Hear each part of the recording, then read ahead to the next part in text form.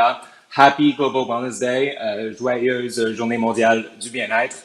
Over the next couple of hours, we'll have a series of guests from all over the world, either wellness leaders, celebrities, influencers, all there to give us tips to live a better life.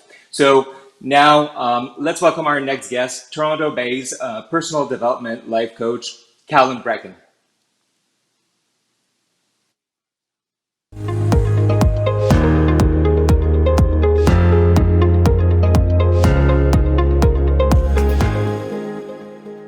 All right, hello everybody. Happy Global Wellness Day. I can't believe it is here. I'm so excited to be sharing this time with you. I have my notes in front of me, so I'm gonna try and get everything in. I completely already forgot to set my timer, so I'm gonna do that because I know we are on a strict time limit and I wanna get all this good stuff in for you. So, hello, my name is Calan Breckon. I'm a personal development coach here in Toronto, Canada. Like I said, I'm so excited to be here and sharing a couple of things with you on Global Wellness Day. So I have two big main things that I would like to share with you today. And those are, it's okay to not feel okay.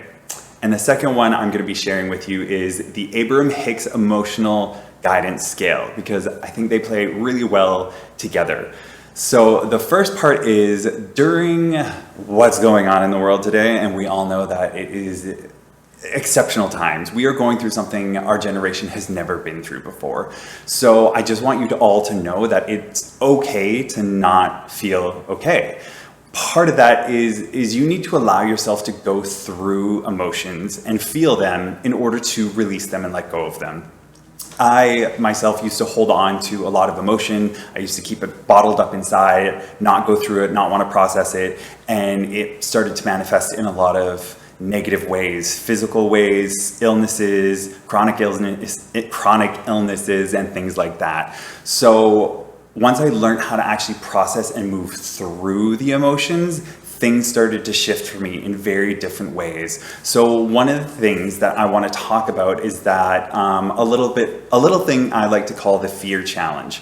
So I used to have a lot of trouble just even feeling my emotions, even just triggering them, because I was so bottled up, so closed off that I didn't even know how to access them. So here I am trying to tell you, it's okay to not feel okay and to feel those emotions, but some of you are like, I don't know how to do that. So I'm going to walk you through a quick and simple way that I did it for myself, and hopefully it might help you on that side. I'm also going to be checking my timer quite often because I want to make sure I don't go over. So when it comes down to the fear challenge, what it wraps itself out around is what I did is I found a video online of heights, because one of my fears was heights, but not like skydiving or bungee jumping, anything like that. It was literally just the sides of buildings and people standing on the sides of them, and the idea of somebody falling off just like gave me the most anxiety. So what I did was I found a video of people on the sides of buildings. Now I know what you're thinking. You're thinking, okay, well, why would I do that? That's crazy. The reason I went and found these videos about fear or this video on heights, which would trigger my fear, is because when we have locked up emotions that are inside of ourselves, they cause those chronic illnesses and the fatigue and all the other things that go on inside of you. And one of the best ways that I found to move out of that is something called somatic experiencing. Now, what I did isn't exactly somatic experiencing, but it was my interpretation of somatic experiencing. So what somatic experiencing does is it puts you kind of in that energy in order to shake through your fear and physically release it and emotionally process it and go through it. So even though my emotions and anxieties and fears weren't exactly wrapped up in heights, the energy of feeling that emotion unlocked other parts of me in order to go through the other emotions that I have. It's one of these kind of like animal instinct things. You see an animal and say they get attacked and they go limp and they go into, I'm just gonna die mode. And what ends up happening is say it's a cheetah, and the cheetah gets up or gets scared away. All of a sudden, the gazelle stands up and runs off and shakes everything off as if nothing happened, and then it, carries on its way. Humans don't do this. We lock up and we lock everything inside. So what I did with the video of the heights is I actually triggered those shaking off energies in order to rid myself of that excess energy that I had bottled up inside of myself. So what that looked like was going into a safe space. Now, this isn't going to be for everybody, and I'm not saying go out and scare yourself. That's not at all what I'm trying to say. I'm saying find something that works for you, that might trigger you in a safe space where it feels comfortable and safe to do so. Maybe you have a loved one, maybe you're by yourself. For me, it was by myself, in my own bed, ready for anything, and I knew these videos were going to trigger me. So I found this one video. It was about 10 minutes long of being in heights, and I was like, oh god, it's gonna really freak me out. So I put it on, and of course, all of a sudden the shaking starts happening. I'm in my bed, I'm hyperventilating, I'm freaking out, tears are rolling down my face. It was a whole ugly cry. It was a whole thing. But what I did when I was doing that is I was conscious of the fact that I am processing whatever's inside on a physical level. I didn't really know emotionally or mentally what might be going on, but I knew physically something was happening, and I just kept reminding myself that I am safe, this is okay. I am safe, this is okay. And so I watched that whole video the first time, crying and shaking and like blubbering like a fool. But after that first video, I was like, I'm okay, I'm safe. Like, that wasn't so bad. And so I did a challenge for myself, and I did that every single day for at least 2 weeks straight. And every time it got a little bit easier. Now, some might say that this is just desensitizing you, like you're just desensitizing yourself to what was going on. That could be true, but I went in with the conscious knowingness that this is what I wanted to do and this is what I wanted to process. I wanted to take this excess energy and these things that were trapped in my body and release that. So the more that I watched them, the less that I had to shake things out. And eventually, it didn't affect me because I knew I was safe, but that excess energy wasn't there, and all of a sudden I could do things that I never thought were possible. One of my biggest fears, not biggest, but one of my fears was doing videos like this and maybe looking like I was a fool, or maybe I said something wrong, or I messed up. And I used to be so focused on getting things perfect, and that was a byproduct of all those fears and all those things that were bottled up inside of me. And once I went through this process of shaking it out and releasing all that excess energy, it unlocked things within me that I didn't even know were there on a subconscious level. So that's one of the first things I want to talk about. And since we're in quarantine, we've been in quarantine, it's going on for quite a while now. Who knows when things are going to start kind of going back to normal. We're going to have a lot of that trauma built up inside of us. I know that when I was in the first stages of going through what we've been going through, I started getting really short and snippy, and I was frustrated that I couldn't go out and see my friends. I had just moved back to Toronto from living in the Middle East for 5 years. It was my first summer here. I was so excited. I'd made friends. I was so excited to go out, and now we can't go out. So I had a lot of this excess energy built up and frustrations, and we need to know that it's okay if you don't feel okay, because you're not always going to feel okay, and that it's part of the process. And B, when you're ready to move through or process some of that, you can go back to this fear challenge that I was talking about, and you can experience that for yourself. You can tune into yourself and go, okay, where's a safe space? How can I do this for myself? How does this look for me? I knew other friends who I worked through it with used videos of like snakes or spiders or things like that. That just kind of triggers that reaction from you, that you know you're in a safe space, you know it's going to be a safe experience, and that whatever's going on, you're just going to allow your body to shake off and process that. So that's one of the tips that I know how to move through what we're going through, because there's going to be a lot of stuff. There's going to be a lot of heavy stuff. Next step, next part of that is, remember how I said I had the whole Oprah ugly cry thing going on? You're gonna have to do that. I know I used to be one of those people who was like, I don't cry, like I don't do it. But it's important. One of the easiest ways to get rid of excess energy is to cry. It's to work out, which is also great and good for you. And the other one is to cry. You sometimes just need that deep release of all that energy. Sometimes you don't even know why you need to cry. But just to get out that flow and get that energy off, can you think back to a time where you did have like such a deep, hard cry? Like you were literally shaking and weeping for maybe like hours. And then like you just felt like you were, dead to the world and you just laid there in unknowingness. And then maybe the next day you woke up and you were like, okay, I feel better. Like I'm still here. I can do this. That's the same kind of idea that we're going for. You want to be able to just like take a breath and go, okay, like that was a thing. I did it. I went through it. I've processed some of it. Of course, there's always going to be more layers to process, but at least going through that little bit can release some of that tension that's built up. What's the next thing on the list? The next thing on the list that we have is a fun thing that I like to do in order to also shift out of that once you've kind of gone through and processed the energy, or maybe you don't need to process that. That's not for everybody. I'm just saying if it is for you, take that on. If not, throw it out the window. Who cares? Do you.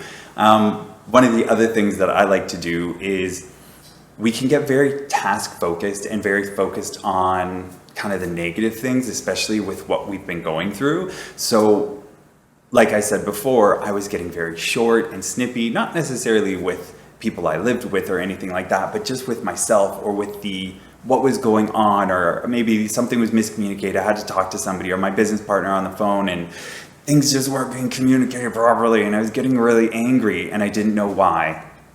So I had to use this other technique, which is called the appreciation game. So the appreciation game is a way that you can shift your energy from, say you're here, and shift it up the ladder. That comes into the Abraham-Hicks emotional guidance scale. So the Abraham-Hicks emotional guidance scale is a scale of a bunch of different emotions, and basically what it is that you might be vibrating at a certain level and you want to move up the scale to a better feeling level. So say somebody's feeling like super negative, they're not going to be able to jump to feeling super happy in 2 seconds, but if they use the appreciation game, they'll be able to move up that ladder. So how that might look is, say you are feeling feelings of negativity or boredom, and you want to move up the scale. So here's boredom. The next feeling is contentment. So what you can do is, if you're feeling bored, play the appreciation game, and through the appreciation game, you can move up to feeling content. So if you're bored, you're sitting around, you're doing nothing, you're watching Netflix, okay, well, I'm tired of feeling like this. I want to feel a little bit better. Okay, well, what can you do? Think about things that you appreciate. What do you appreciate? I know that I appreciate my tea in the morning because I have a whole bunch of different kinds of tea. I love tea. And I know that every morning I get to choose what tea I'm going to experience that day. So I'll go to my cupboard and I'll be like, oh, I'm so grateful that I have these teas. I mean, it's really small, but you get more of what you pay attention to, what you focus on. So even though that is like the smallest little thing, the fact that I'm taking the conscious effort to think about that and to remind myself about that automatically sets me up for a good day, or at least a better day. Because if you're waking up and you're going, I have to do this, and I have to do that, and I have to do this, and I have work, or maybe I don't have work, or maybe you're bored at home, you're like, there's nothing to do, I've done everything. The best way that you can move yourself out of that energy is by looking at those small things that you can appreciate. I know that sometimes we go like, oh, that's bish bosh, like it doesn't actually work, or oh, positive thinking. It's not necessarily just positive thinking, it's conscious effort to actually be positive and to choose to be happy. Happiness doesn't necessarily just happen to us. We can make a conscious effort to be happy every single day. It is an effort and it is work and you have to do it, but it's there for you if you want it. So by playing the appreciation game, you can move yourself from boredom to contentment, or from contentment to like mildly happy, and move your way up the scale. There's, I think, about 26, 27 different levels that you can go from, ranging from fear, despair, and powerlessness, all the way up to joy and appreciation and love. So when you wake up in the morning, I have my cup of tea, I feel great, and then I go, okay, cool, well, what do I have to do today? I have my list of things to do, and I only ever put 1 or 2 things on there because I'm not an overachiever. I can say that right now. I mean, I like to achieve things, but I know that if I put too many things on that list, they ain't gonna get done, and that's not gonna make me feel good. So I'd rather get 1 or 2 important things done that day and spread those things out throughout the week, instead of trying to get everything crammed up into one day and get it all done. So I look at my to-do list, I go, cool, I have 1 thing to do, I have this other thing to do, right, how much time do I have to budget that all out? Do I have time to watch a TV show first? Cool, maybe I'll sit and I'll watch like a comedy TV show for half an hour, and then there you go, there's another thing that I can appreciate for that day. So that builds on top of it. And then once I get ready to go to work and do the work things that I have to do, I'm already in a good mood. I'm already in that mindset to be like, cool, today's gonna be an awesome and powerful day. So the next part of this that I would like to jump into is when we are feeling emotions of unworthiness, or not feeling like there's anything we can do, or we get in our own heads really deeply, that's when we tend to question a lot of things and we tend to kind of go down the rabbit hole. I know I do that quite often because I like to spend time with myself, I like to meditate, but that also leaves a lot of open space for going down that rabbit hole. So one of the things that I like to do is, on top of everything that I've already said, you know, the appreciation game, it's okay to not feel okay, is the last part of that is be of service. So if the other things I've talked about aren't resonating with you, that's totally fine. Pick and choose what works for you and look into other things as well. But one of the things I like to do is I like to be of service. As a coach, that means that I need to show up for my clients when I'm working with them, but not even just my clients. When I'm feeling, you know, down, or that I'm too in my head, I used to kind of close up and just block everything off. And what I'm trying to shift into, and what I have been shifting into over the years, is a mindset of practicing what I preach and working towards helping other people. Because when I'm of service to other people, I'm not in my own head. The focus isn't on me. Now, take that into context. It's not always good to always focus on other people. You don't want to, you know, have a martyr syndrome where you're constantly giving and giving and giving to other people. You need to fill your own cup first. And then whatever the excess is, whatever that excess that's bubbling up, that's what you can give to others.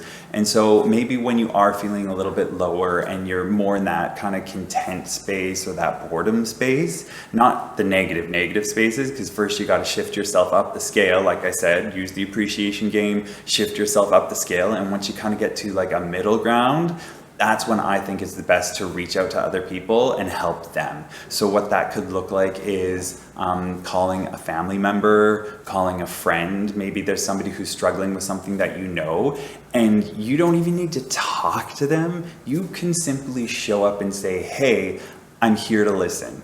Now, I am not saying go and give that person advice, because that is not what we need here. We need you to just literally show up and say, hey, I'm here to listen. I know you've been struggling with this or struggling with that, and I'm here to listen, and in any way that I can. If they ask you for advice, by all means, give advice. One of the biggest lessons I have learned, though, is if somebody does not ask you for advice, do not give advice. Regardless, if you think it is golden and everybody needs to know about it, if people aren't ready to hear you, they're not going to be willing to listen to what you have to say. So even if you do have this amazing advice to give somebody, if they're not in a headspace to accept that information, they're just gonna push back on it.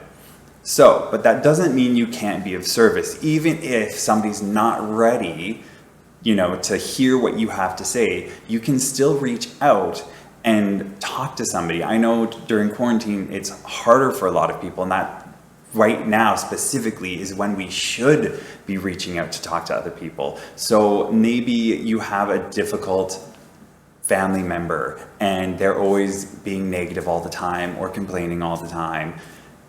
Maybe you could look at it as like the selfless deed for the day and call and connect with that person. Are you setting yourself up to maybe listen to them moan and complain? Maybe. But if you go into it going, you know what, all I want to get from this conversation is I just want to give them an ear to get whatever off their chest that they need to get off their chest. I'm not going to take any of it upon myself because it's not mine. It doesn't belong to me. This isn't my energy. You know, keep it off to the side. Allow them to vent. And maybe after that energy's out, maybe things will flip. Maybe they'll be like, oh, I feel so much better. And maybe then they will ask for your advice. And maybe you can offer something. Maybe that will create that relationship for you. Or maybe you see a friend who's online, who's struggling, or they just need somebody to talk to. Reach out to them. I know that I've had some friends who have kind of in passing said that, you know, the mental health isn't doing so well, or just like a comment here or there. And my initial instinct is like, I should call them. Like I should just reach out and say, hey, how's it going? Like overall, I know that you said this, so I just want to kind of give you the space to explore that a little bit. Now, yes, I'm trained and I have my certificates, so I know how to ask certain questions and how to dive into certain things if they want. And by no means am I approaching that in a coaching client kind of a way, but I have those tools in order to talk them through anything if they need to talk through. But that doesn't mean that you can't also call somebody up and say, hey, I know you've been struggling. Do you want to talk about it? Because sometimes somebody just needs an ear to listen to.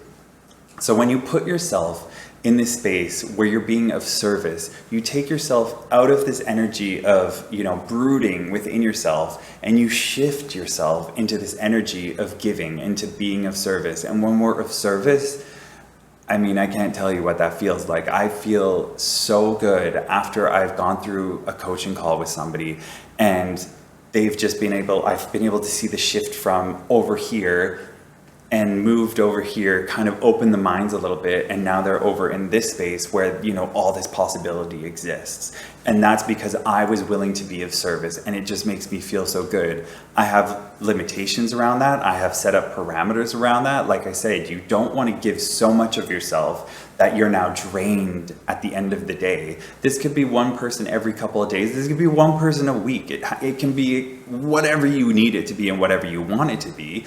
But if you just go at a slow pace and you go in it with the right intentions, that you care about these people and you're acting out of service for them, it can change your whole day. It can change your whole attitude. It can change the way that you approach the world. I know that when I used to think of me all the time, I didn't go anywhere very quickly. Once I started shifting into we and thinking about, okay, well, how is this going to affect other people in my life? How is this going to affect the world? How am I able to contribute?